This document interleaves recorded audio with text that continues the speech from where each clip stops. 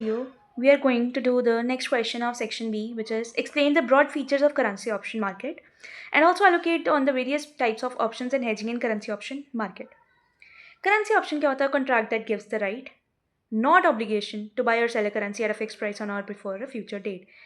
एक कॉन्ट्रैक्ट जो हमें एक राइट देता है कि आप इस प्राइस पे परचेज और सेल कर सकते हो, बट ज़रूरी नहीं है अगर आपने वो ख़रीदा तो आपको उसी पे ही करनी पड़ेगी.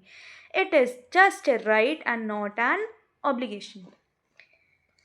इसके फीचर्स क्या होते हैं? It is right not an obligation. Then जो है सेटलमेंट जो है इसकी कैश सेटलमेंट भी हो सकती है या एक्चुअल डिलीवरी ऑफ करेंसी भी हो सकती है. प्रीमियम पेमेंट, बायर जो है बहुत कम प्रीमियम छोटी सी अमाउंट पे करता है जिसको हम प्रीमियम कहते हैं. This is cost of option. Limited loss, बहुत ज़्यादा कम लॉस होता है. एक प्रीमियम का ही लॉस होगा ना, बाकी आपको कोई लॉस नहीं होता. देन अनलिमिटेड प्रॉफिट, बहुत ज़्यादा प्रॉफिट होता है. अगर आपका प्राइस बढ़ जाता है बट आपको उसी पे आपको चीज़ खरीदनी पड़े तो प्रॉफिट होगा.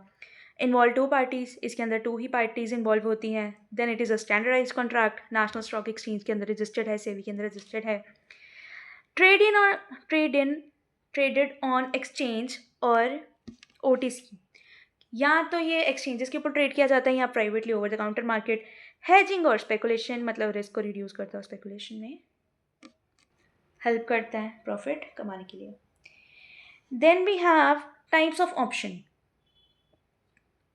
ऑप्शन के क्या टाइप्स होते हैं? सबसे पहला ऑप्शन का टाइप है हमारे पास कॉल ऑप्शन और पुट ऑप्शन. कॉल ऑप्शन का मतलब होता है right to buy currency. Put option होता है राइट टू सेल करेंसी. हमारे पास राइट आ जाती है करेंसी को खरीदने की और जब हमारे पास राइट होती है करेंसी को बेचने की. मतलब इसके अंदर एग्जांपल आएगा, आपने डॉलर को बाय किया 85 पे, मार्केट प्राइस अगर 90 हो जाता है, रुपये 90 हो जाता है तो आपको प्रॉफिट हो गया क्योंकि आप 85 पे उसको खरीद सकते हैं. पुट ऑप्शन में क्या होता है? Right to sell currency, sell कर दो 85 पे. मार्केट प्राइस अगर 80 हो गया है तो आपको प्रॉफिट होगा. कैसे प्रॉफिट होगा? सेल करना है. प्राइस जो है 80 हो गया पर आप अभी भी 85 पे बेच सकते हो. Then we have hedging strategies. Hedging strategy में सबसे पहला आता है आपका simple call hedge. Use when you need to buy foreign currency. जब हमने परचेजेस करने हैं, इंपोर्टर जो है कॉल ऑप्शन बाय कर लेता है to protect against rising dollar. Simple put hedge, sell कर देता है, मार्केट प्राइस कम हो गया तो उस पर बेच सकते हैं.